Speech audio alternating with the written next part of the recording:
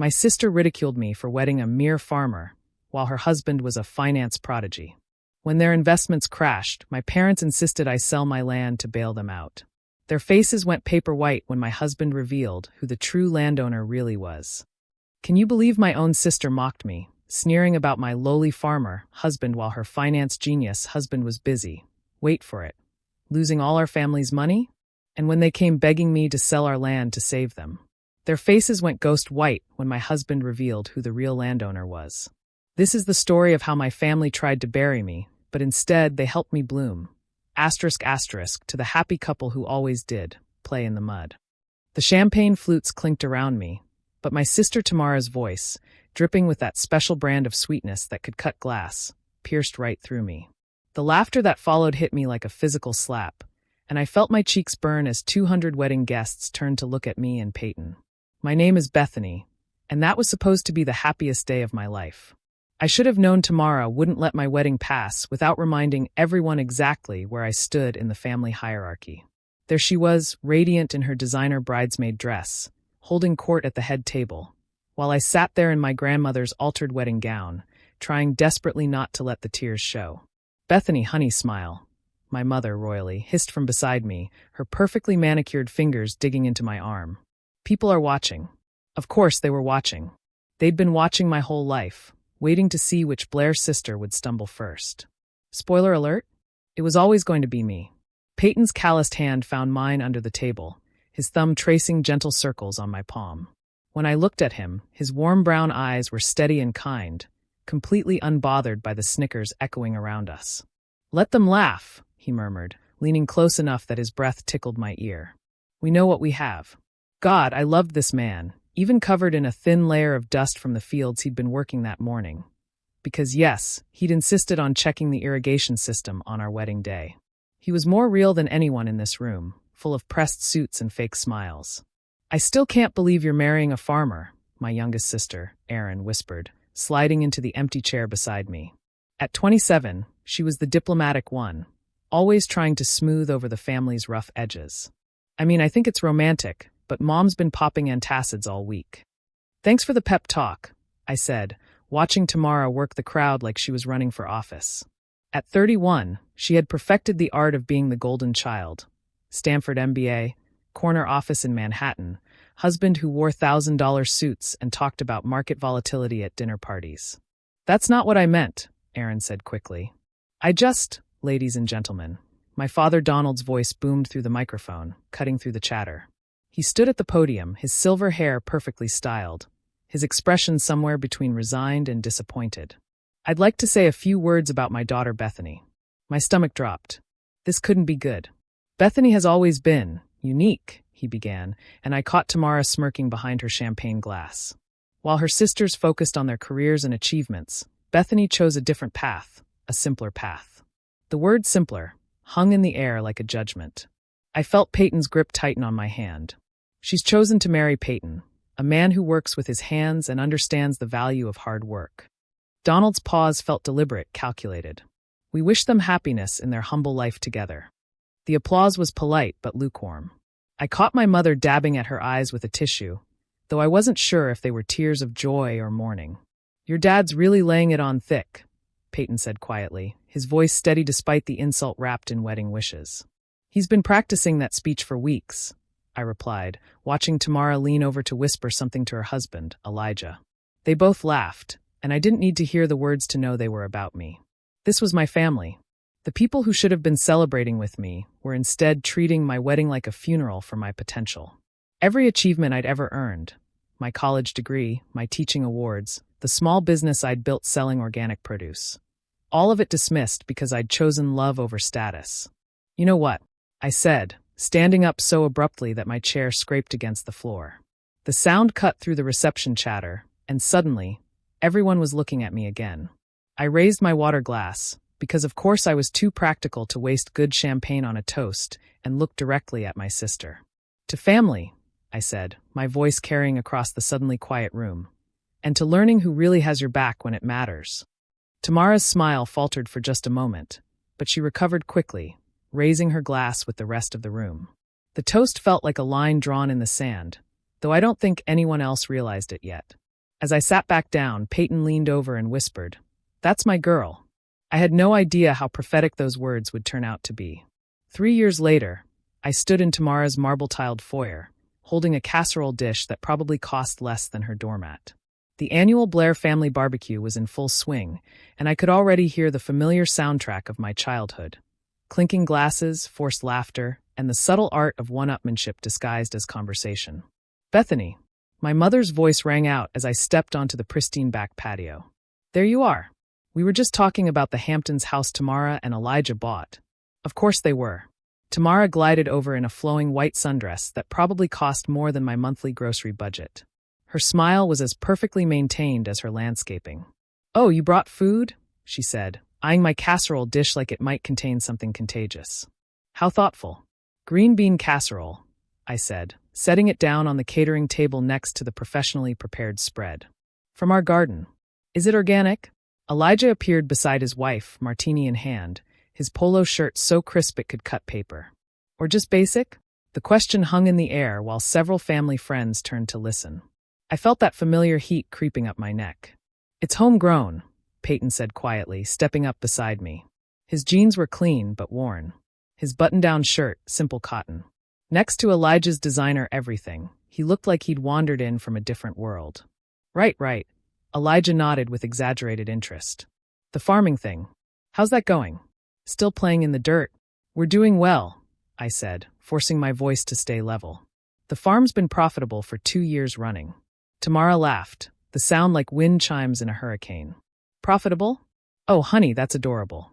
Elijah just closed a deal worth more than your little farm probably makes in a decade." "Actually," my father interjected, walking over with his bourbon. "I've been meaning to ask about that. This farming venture of yours. When are you planning to do something more substantial with your lives?" "Donald," my mother warned, but her tone suggested she wanted to hear the answer too. "We're happy," Peyton said simply. "The work is good. Honest work." "Honest work," Elijah repeated, swirling his martini. "That's one way to put it. Though, I have to say, watching you two at family events is like watching a nature documentary. Here we see the simple farm folk in their natural habitat." The group around us chuckled. I saw Erin wince from across the patio, but she didn't say anything. "At least we sleep well at night," I said. The words slipped out before I could stop them. The laughter died. Elijah's smile tightened.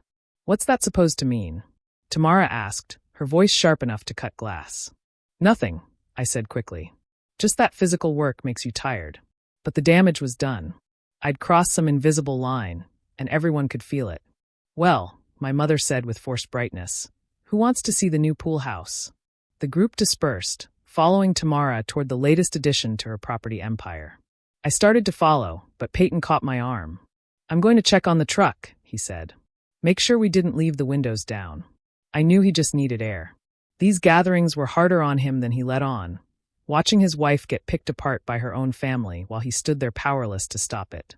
"I'll come with you," I said. But he shook his head. "Stay. Enjoy your family." The word enjoy carried weight we both understood.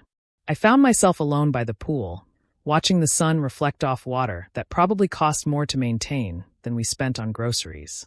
The sound of laughter drifted from the pool house tour, and I wondered what it would feel like to belong in that group instead of always standing on the outside looking in. "They're being awful today," Erin said, appearing beside me with 2 glasses of wine. "Today?" I took the glass gratefully. "This is just Tuesday for them." "It's not always like this, is it?" I turned to look at her. When was the last time anyone in this family asked about my life without it being a setup for a joke? Erin was quiet for a moment. "Things have been tense lately with Elijah's work. I mean, Tamara's been stressed." "Stressed about what?" I probably shouldn't say anything. "Erin." I leaned forward. "What's going on?" She glanced around, then leaned closer. "Some of his investments haven't been going well. Big ones. Tamara's been making comments about having to adjust their lifestyle." Before I could respond, Tamara's voice cut across the patio like a blade. "Bethany, come settle a debate for us." I walked back to the group, wine glass in hand, already bracing myself. "We were just discussing career trajectories," Tamara said, her smile predatory. "And I was telling everyone how you've really found your calling. I mean, not everyone can handle the intellectual demands of, what do you call it? Subsistence farming." The group laughed right on cue. Though I have to ask, she continued, stepping closer. Don't you ever wonder what you could have accomplished if you'd applied yourself? I mean, really applied yourself, instead of settling for this quaint little life. The words hit like physical blows. Every insecurity I'd ever had about my choices, every moment of doubt, all wrapped up in my sister's perfectly manicured cruelty. I opened my mouth to respond. But Tamara wasn't finished. I'm just saying, some of us dream bigger than vegetable gardens and county fairs. Real life happens on Wall Street, not in whatever little bubble you've created for yourself. The silence that followed was deafening. Even the people who'd been laughing looked uncomfortable now. I set down my wine glass with a steady hand. You're right, I said quietly. Real life does happen, and sometimes it happens in ways you never expect. 6 months after the barbecue from hell, I noticed the cracks starting to show. It started with missed phone calls. My parents, who used to check in weekly with updates about Tamara's latest achievements, suddenly went radio silent. When I did catch them, the conversations felt strained, like they were reading from a script with half the pages missing. How's Tamara doing? I asked during one particularly awkward call with my mother. Oh, you know Tamara? Always busy, always working on something big. The pause that followed stretched long enough to drive a truck through. And Elijah, he's fine. Listen, honey. I have to run. Your father's calling me. Click. I stared at the phone, frowning. In 30 years, my mother had never cut a conversation short unless someone was literally bleeding. The next red flag came at Aaron's birthday dinner. We met at a small Italian place downtown. Nothing fancy, which should have been my first clue. The Blair family didn't do nothing fancy. Where's everyone else? I asked as Aaron slid into the booth across from me and Peyton. Mom and Dad had something come up. Tamara and Elijah are dealing with work stuff. Work stuff on a Saturday night? Aaron picked at her breadstick, avoiding my eyes. Things have been complicated lately. What kind of complicated? I probably shouldn't. Aaron? I leaned forward. What's going on? She glanced around the restaurant like she was checking for spies, then lowered her voice. Elijah's company is in trouble. Big trouble. Some kind of investment scheme that went sideways. I felt a little flutter in my chest. Not quite satisfaction, but something close to it. I pushed the feeling down, ashamed of myself. How bad? Bad enough that they had to put the Hamptons house on the market. And the boat. And Tamara's been calling around, asking family members for short-term loans. The flutter got stronger. I took a sip of water to hide my expression. Have they asked you for money? Peyton asked quietly. Not yet, but I think that's only because I don't have any to give. Aaron finally met my eyes. They haven't called you, have they? No, I said. But then again, we're just simple farm folk. What would we know about real money? Aaron winced. You heard about that? I was there, remember? Front row seat to the Tamara show. She's been different lately, stressed, snapping at everyone. Even the golden child has bad days, I guess. We ate in relative silence after that, but I could feel Peyton watching me. He knew me well enough to recognize the wheels turning in my head. Later that week, we were harvesting the late summer tomatoes when my phone rang. Unknown number. Hello. Bethany. The voice was shaky, older than I remembered. It's your mother. Mom, are you okay? You sound. I'm fine, sweetheart. Just tired. Listen, I was wondering.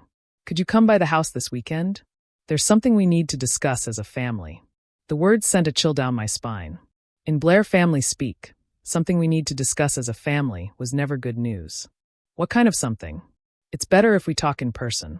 Can you come Saturday afternoon around 2? I looked at Peyton, who was pretending not to eavesdrop while loading tomatoes into crates. His shoulders were tense. I guess so. Should I bring anything? Just yourself. And Peyton, of course. The line went dead, leaving me staring at my phone. Family meeting?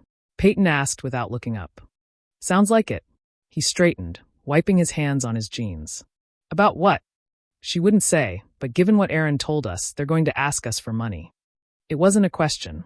We both knew it was true. That night, I lay in bed, staring at the ceiling while Peyton's breathing evened out beside me. Part of me, a bigger part than I wanted to admit, was almost excited. After years of being treated like the family disappointment, they were finally going to need something from me. The irony was delicious. All those comments about our simple little life and playing in the dirt, and now they were going to come hat in hand to the farm girl they'd spent decades mocking. But another part of me, The part that still remembered being 7 years old and desperately wanting Tamara to include me in her games, felt sick at the thought of my family's pain. Saturday morning arrived, gray and drizzly, matching my mood. Peyton was unusually quiet as we drove to my parents' house, his hands steady on the wheel, but his jaw tight. "Whatever they ask," he said as we pulled into the familiar driveway, "remember that you don't owe them anything." "I know," I said. "Do you?"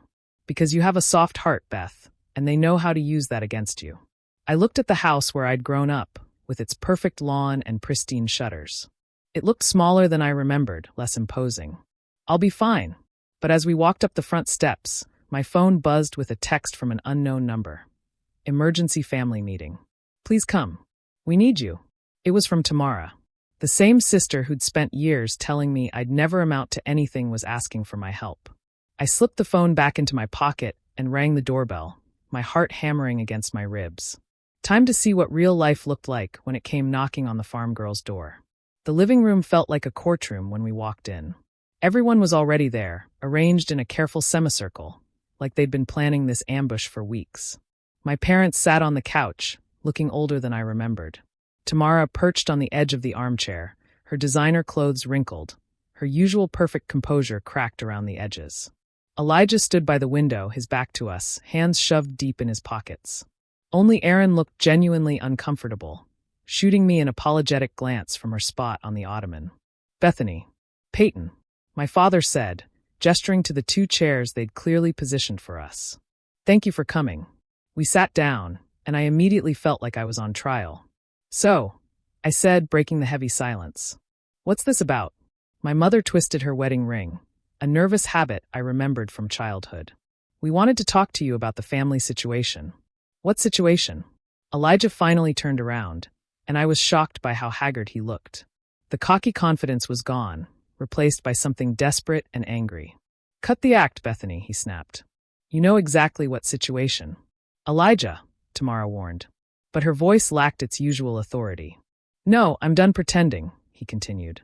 "Your sister told you about our problems, didn't she? About the investments."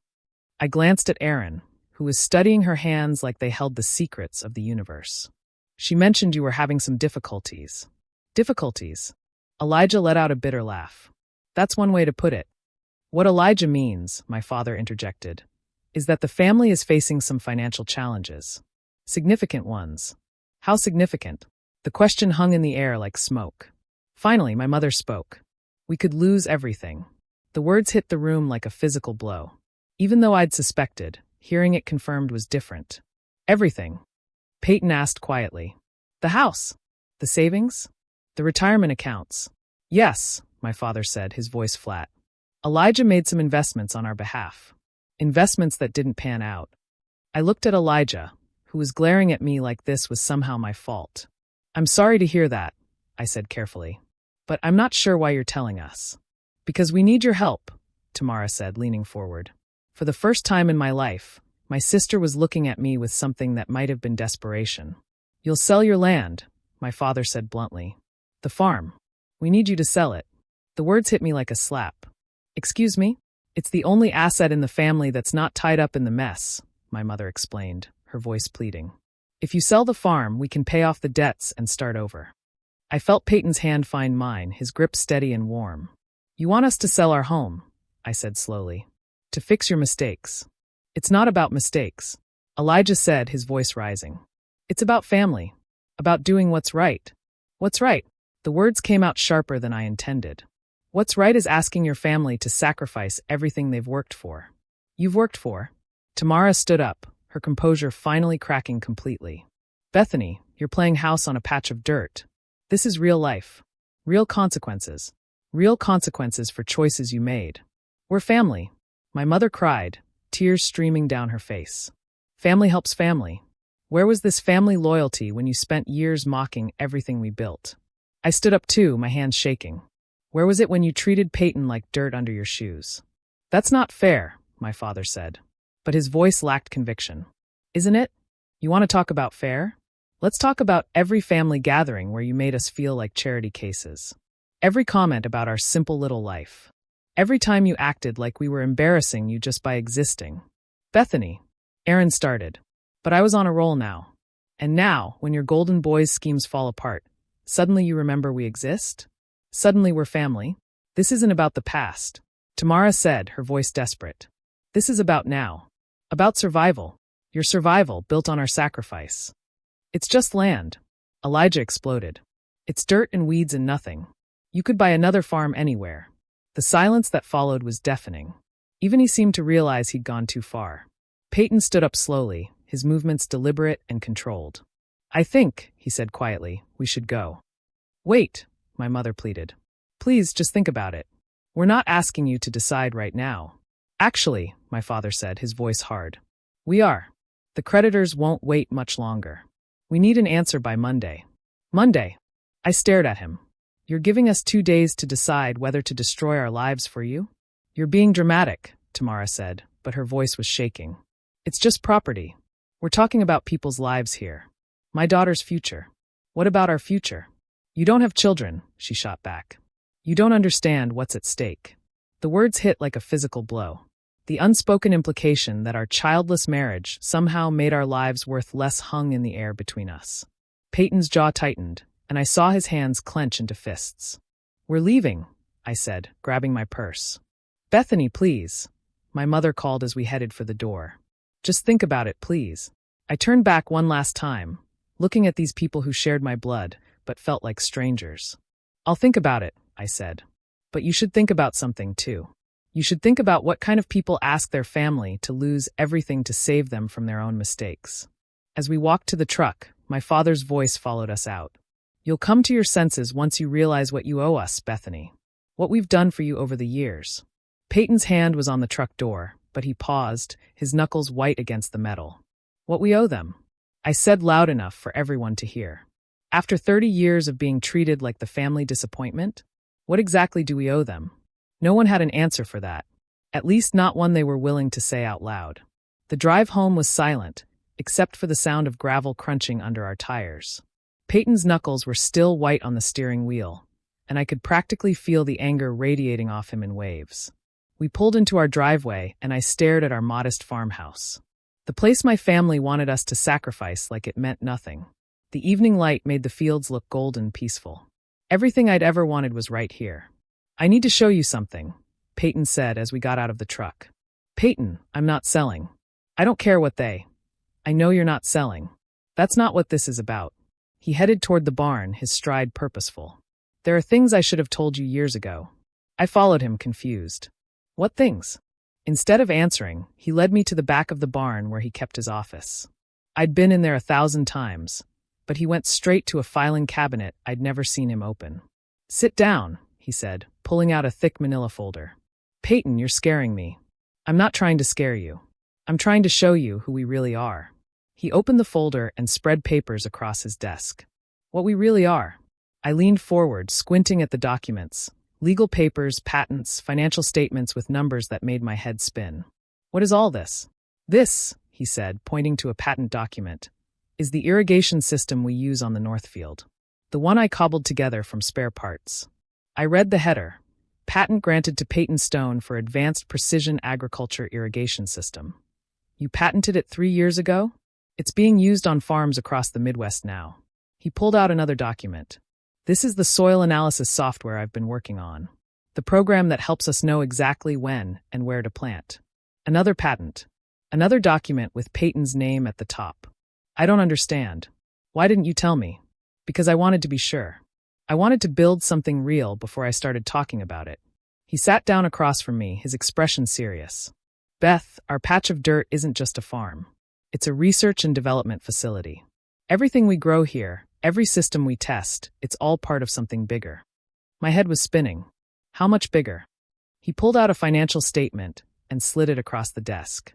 The numbers at the bottom made me blink hard, certain I was misreading them. The company is worth that? Stone Agricultural Technologies, he said. I started it 5 years ago, right after we got married. Used our land as the testing ground for everything. I stared at the papers, then at my husband. You've been running a tech company this whole time? A very quiet tech company. Most of our clients don't even know where the innovations come from. They just know the systems work. But why keep it secret? Why let my family think we're just farmers? Peyton was quiet for a moment, organizing the papers into neat piles. Because I wanted to see who they really were, he said finally. I wanted to see how they'd treat us when they thought we had nothing to offer. The words hit me like a physical blow. You knew. All this time, you knew how they saw us, and you just let it happen. I let them show their true colors. Yes, while I suffered through every family gathering, thinking we really were the poor relations. Beth, do you have any idea how that felt, sitting there while they mocked everything we'd built? Thinking maybe they were right. Maybe I'd thrown my life away. Peyton reached for my hand, but I pulled back. You let me doubt myself. You let me think we were struggling while you were sitting on all this. We were never struggling. Our bills were always paid. We never wanted for anything. That's not the point. I stood up, pacing to the window. The point is you let me feel small. You let them make me feel small. I never wanted that, but you allowed it. The silence stretched between us, heavy with years of unspoken truths. There's more, he said quietly. I turned back to him. More what? Elijah's company. The investments that failed. Peyton pulled out another folder. He bet against us. Against Stone Agricultural Technologies. The words didn't make sense at first. What do you mean? He shorted our stock. Put his client's money, including your parents' retirement fund, on a bet that our company would fail. I sank back into the chair, the full picture finally coming into focus. He lost their money betting against us? Every penny. He was so convinced that anything connected to simple farmers had to be worthless that he staked everything on our failure. My phone buzzed on the desk. Text message from Aaron. They're coming to the farm tomorrow. All of them. Dad says they won't take no for an answer. I showed Peyton the message. He read it, then looked up at me with something that might have been anticipation. Good, he said. Let them come. Good, Peyton. They're going to demand we sell everything. They're going to learn the truth. He stood up, gathering the papers back into their folders. All of it. What are you planning? I'm planning to give them exactly what they've been asking for all these years. His smile was sharp, unfamiliar. A real education about who we are and what we're worth. And then what? Then we see if they're really family, or if they're just people who share your DNA. I looked at my husband, really looked at him, and realized I was seeing a side of him I'd never known existed. The quiet farmer was still there, but underneath was something harder, more calculating. You've been planning this for a long time, haven't you? Preparing for it. There's a difference, isn't there? He met my eyes, and for the first time since I'd known him, Peyton looked dangerous. I guess we'll find out tomorrow. They arrived like a storm front. 3 cars pulling into our driveway at exactly 2 o'clock, kicking up dust clouds that settled on their expensive paint jobs. I watched from the kitchen window as they climbed out. My parents looking grim. Tamara clutching a leather portfolio. Elijah adjusting his tie like he was heading into a boardroom instead of a farmhouse. Even little Tiffany was there, Tamara's 8-year-old daughter, looking confused and out of place in her pristine white dress. Showtime, Peyton said quietly, straightening his simple button-down shirt. He'd insisted on dressing exactly like he always did. Jeans, work boots, the same clothes that had earned him years of condescending looks. The knock on our door was sharp, authoritative. My father's knock. I opened it to find them arranged like a delegation. My parents flanking Tamara and Elijah, with Aaron hovering uncertainly in the back, holding Tiffany's hand. We need to talk, my father said without preamble. Come in, I said, stepping aside. They filed into our living room, and I watched them take in the simple furniture, the handmade quilts, the family photos on the mantel. The same room they'd been in dozens of times, but now they were seeing it differently, calculating its worth, measuring its sacrifice potential. Please sit, Peyton said, gesturing to the couch and chairs. We'd rather stand, Elijah said, his voice tight with barely controlled desperation. This won't take long. Actually, my father said, pulling out a folder. We brought the paperwork to make this easier. He set it on our coffee table like he was serving a legal summons. Sale documents for the property. We've already had it appraised. Found a buyer. All you need to do is sign. I stared at the papers, then at my family. You had our land appraised without asking us? We're trying to be efficient, my mother said, her voice strained. Time is a factor here. Whose time? Peyton asked mildly. Don't play games. Elijah snapped. You know exactly what's at stake. Your parents could lose their house. Tamara and I could lose everything. Tiffany could lose her college fund, her future. Daddy, what's happening? Tiffany asked, tugging on her father's sleeve. Nothing, sweetheart, Tamara said quickly. The adults are just talking. About what? About family? My mother said, her eyes fixed on me. About how family takes care of each other. I felt the familiar guilt starting to creep in, the same feeling that had controlled me my entire life. But then I looked at Peyton, who was watching the scene with an expression I couldn't quite read. You're right, he said suddenly. Family should take care of each other. Relief flooded my mother's face. Oh, thank goodness. I knew you'd understand. Which is why, Peyton continued, walking to his desk in the corner. I think it's time we had an honest conversation about family. He pulled out a thick manila folder, the same one from last night, and returned to the living room. What's that? Tamara asked, eyeing the folder suspiciously. Information, Peyton said, settling into his chair. About who we really are. About what this patch of dirt actually represents. We don't have time for games, my father said impatiently. We need a decision. You'll get one, Peyton said. But first, let me ask you something, Elijah. In your professional opinion, what would you say this farm is worth? Elijah glanced around dismissively. Maybe 300 if you're lucky. It's decent land, but it's not exactly prime real estate. Interesting assessment. Peyton opened the folder and pulled out a document. What if I told you that this patch of dirt is actually the research and development headquarters for a company worth $50 million? The room went dead silent. What? Tamara said faintly. Stone Agricultural Technologies. Peyton continued conversationally. Maybe you've heard of it. Your husband certainly has. Elijah's face went white. That's impossible. Is it? Peyton pulled out another document. Patent number 10,008,473. Advanced Precision Agriculture Irrigation System. Inventor Peyton Stone. Filed 3 years ago. Currently licensed to farms across 12 states. He set the patent on the coffee table next to the sale documents. Patent number 11,230,047. Predictive soil analysis software, also mine, licensed to agricultural companies nationwide. Another document joined the first. Should I continue? Because I have about 30 more patents here, all developed right here on this worthless patch of dirt. My mother was staring at the papers like they were written in a foreign language. I don't understand. It's simple, Peyton said. While you were all busy looking down on us, we were building something. Something significant. But you're just a farmer, my father said weakly. I'm a farmer who happens to hold a PhD in agricultural engineering from MIT. I'm also the CEO of a company that's revolutionizing how food is grown in this country. Tamara sank into the nearest chair. This can't be real. Oh, it's real. Peyton pulled out a financial statement. Want to see our quarterly earnings? The numbers on the page made Elijah physically recoil. But wait, Peyton said, his voice taking on a harder edge. There's more, Elijah. You mentioned being familiar with Stone Agricultural Technologies. I might have heard the name. You did more than hear it. You bet against it. You convinced your clients, including Bethany's parents, to short our stock. The silence was deafening. You lost their retirement money, betting that we would fail, Peyton continued. You were so convinced that anything connected to simple farmers had to be worthless, that you staked everything on our destruction.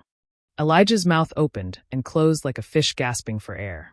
The beautiful irony, Peyton said, standing up, is that you didn't just lose their money, you lost it to us. Every dollar you gambled against Stone Agricultural Technologies went straight into our pockets when our stock price doubled. Oh my God, Aaron whispered. So, when you ask us to sell our land to save you from your mistakes, Peyton continued, you're asking us to sacrifice our life's work to fix the damage you caused by betting against our life's work. The front door opened, and a man in an expensive suit walked in like he owned the place. Sorry I'm late, he said, setting a briefcase on the table. Traffic was murder. Everyone, Peyton said calmly. I'd like you to meet Leonard Weiss, our attorney. Leonard smiled at the room full of stunned faces. I believe you have some questions for my client. Leonard opened his briefcase with the precision of a surgeon, pulling out documents and arranging them on our coffee table like he was setting up for surgery. The sale papers my father had brought suddenly looked pathetic next to the official legal documents spread across the surface. Let's start with the basics, Leonard said, adjusting his glasses. The property in question is owned outright by Stone Agricultural Technologies, a corporation wholly owned by Peyton and Bethany Stone. No liens, no mortgages, no encumbrances of any kind. That's impossible, my father said. We helped them with the down payment, which was repaid in full with interest 18 months after the purchase, Leonard interrupted smoothly. I have the canceled checks right here. He slid a document across the table. My father stared at it like it might bite him. Furthermore, Leonard continued, any attempt to force a sale through legal channels would be inadvisable.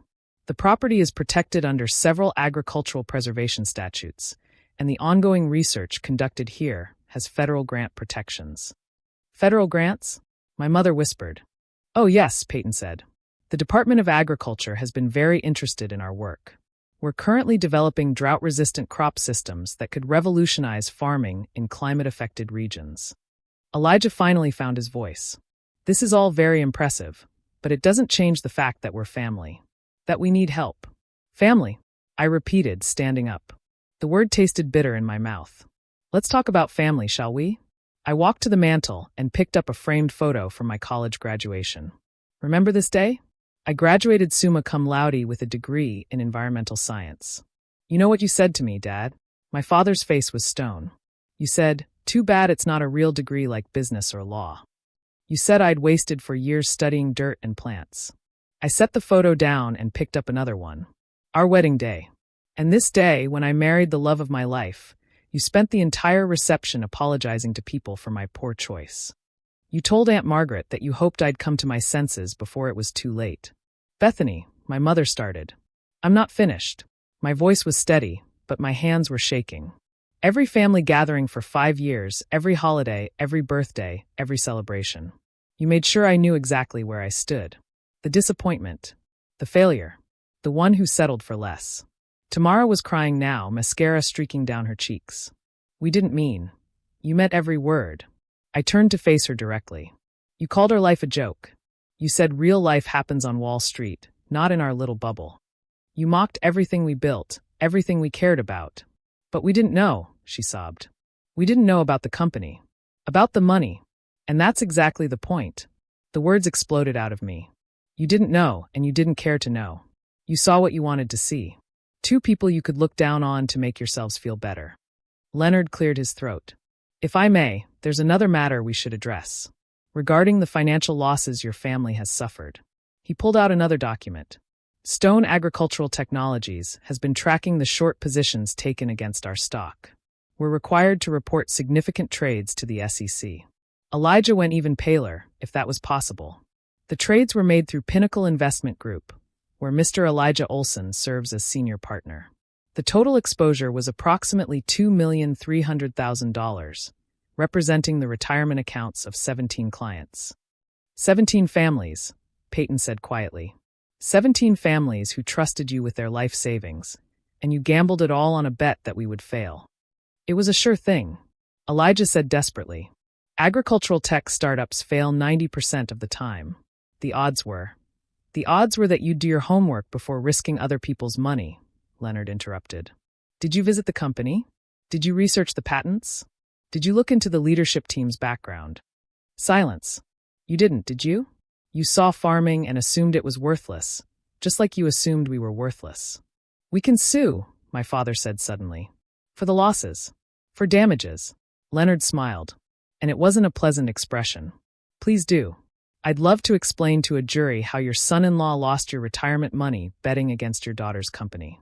The optics alone would be fascinating. What do you want? Tamara asked, her voice broken. What do you want from us? I looked around the room at these people who shared my blood, but had never really been my family. My parents, who'd spent 30 years making me feel small. My sister, who'd turned cruelty into an art form.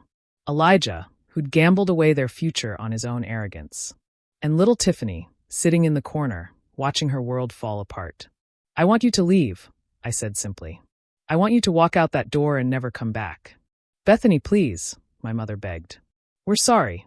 We're so sorry. We made mistakes, but we're family. No, I said, and the word felt like freedom. Family doesn't treat each other the way you treated us. Family doesn't spend years tearing each other down. Family doesn't come crawling back only when they need something. But what about us? Tamara asked. What about Tiffany? What about her future? I looked at my niece, this innocent child caught in the wreckage of adult failures. Tiffany's future was never my responsibility. It was yours, and you gambled it away. You're really going to let us lose everything? My father asked. After everything we've done for you? Everything you've done for me? I laughed, and it sounded harsh even to my own ears. What exactly have you done for me, Dad? Besides, spend 30 years making me feel like I wasn't good enough. He had no answer. The meeting is over, Peyton said, standing up. Leonard, would you escort our guests out? Wait, Tamara said, desperation making her voice shrill. You'll regret this, Bethany. You'll regret turning your back on family. When you're old and alone, you'll remember this day and wish you'd made a different choice. I met her eyes, and for the first time in my life, I wasn't afraid of my sister. You're right, I said. I will remember this day. I'll remember it as the day I finally stopped letting you define my worth. They filed out like mourners leaving a funeral, taking their demands and their entitlement with them. Through the window, I watched them drive away, leaving nothing but dust clouds and silence. For the first time in 30 years, I was free. The silence after they left felt different than any quiet I'd ever experienced. Not empty. Full. Like the air itself had been holding its breath and could finally exhale. Leonard packed up his briefcase with the same methodical precision he'd used to unpack it. Well, he said, snapping the latches shut. That went about as expected. You've done this before? I asked. Not exactly like this. But I've seen enough family dynamics to know how these things play out. He straightened his tie. People show you who they are when they're desperate. Your family showed you, and now you move forward without them. After Leonard left, Peyton and I sat on our front porch, watching the sun set over our fields. The same fields my family had called worthless dirt just hours earlier. Do you think I was too harsh? I asked. Peyton was quiet for a long moment, his fingers tracing patterns on the porch railing. Do you remember what Tamara said at our wedding about us playing in the mud? Hard to forget. I knew that day that this moment would come eventually. Maybe not exactly like this, but something like it. He turned to look at me. They never saw us, Beth. They saw what they wanted to see. People they could feel superior to. But they're still my family. Are they? The question hung between us like morning mist. Before I could answer, my phone rang. Erin's name flashed on the screen. I should probably take it, Peyton said. She's different from the rest. I answered on the third ring. Hello, Beth. Erin's voice was thick with tears. I'm so sorry. I'm so sorry. Erin, no. Let me say this. I knew how they treated you, and I never stood up for you. I told myself I was staying neutral, but there is no neutral when someone you love is being hurt. I closed my eyes, feeling tears I hadn't expected. You were caught in the middle. I was a coward.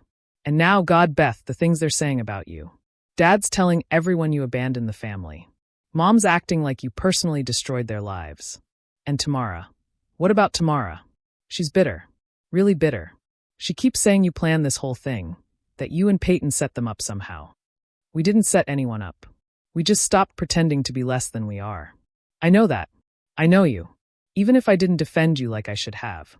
Erin's voice cracked. Can you ever forgive me? I looked out at our land, at the life Peyton and I had built together despite everything. You're calling me now. That counts for something. I want to see you. Not to ask for anything. Just, I miss my sister. The real one, not the version they tried to make you into. Come for dinner Sunday. Bring whoever you want, but leave the drama at home. Just me. I promise. After I hung up, Peyton reached over and took my hand. Do you think any of the others will come around? Does it matter? I considered that a week ago, the thought of losing my family would have terrified me. Now, sitting here with my husband on land we owned free and clear, surrounded by the success we built together, it felt more like shedding old skin. No, I said finally. It doesn't matter. The next morning, I was in the garden when I heard a car in the driveway. My heart jumped, wondering if my parents had come back to try again. But when I looked up, I saw a woman I didn't recognize climbing out of a small sedan. She was maybe 40, wearing jeans and a simple blouse, carrying a manila folder. Mrs. Stone, she called out. I'm Sarah Martinez from the Department of Agriculture. I was hoping to speak with you and your husband about your drought resistance research. Peyton emerged from the barn, wiping his hands on a towel. Sarah, you made good time. The preliminary results you sent were incredible, she said, shaking his hand. We'd like to fast-track the grant approval for the expanded trials. Grant approval? I asked. $2,700,000 over 3 years, Sarah said, smiling. Your husband's work could change how we approach farming in drought-affected regions. We're talking about feeding millions of people. I stared at Peyton. You didn't mention. I wanted to be sure before I got your hopes up, he said. But yes, we're about to get very busy. As Sarah and Peyton discussed research protocols and timelines, I found myself thinking about my family's visit. They'd come here demanding we sacrifice everything to save them from their mistakes, never realizing they were asking us to destroy something that could help feed the world. The irony was perfect. They'd spent years calling us small, insignificant, worthless. Meanwhile, we were quietly working on something that mattered more than any of their status symbols or investment portfolios. That evening, Peyton and I walked through our fields as the sun painted the sky orange and pink. The same walk we'd taken hundreds of times, but everything felt different now. Any regrets? He asked. I thought about my mother's tears, about Tamara's desperation, about little Tiffany caught in the middle of adult failures. I thought about the years of humiliation, the constant feeling of not being good enough, the way they'd made me doubt everything I'd chosen. No, I said, and meant it. No regrets. Even about your family. They made their choice long before today. They chose to see us as less than we were. They chose to bet against us, literally and figuratively. I stopped walking and turned to face him.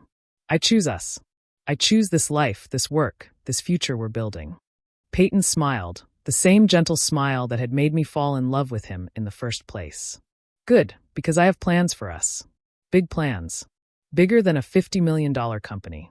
Much bigger. He gestured toward the fields stretching out around us. We're going to change the world, Beth. One seed at a time.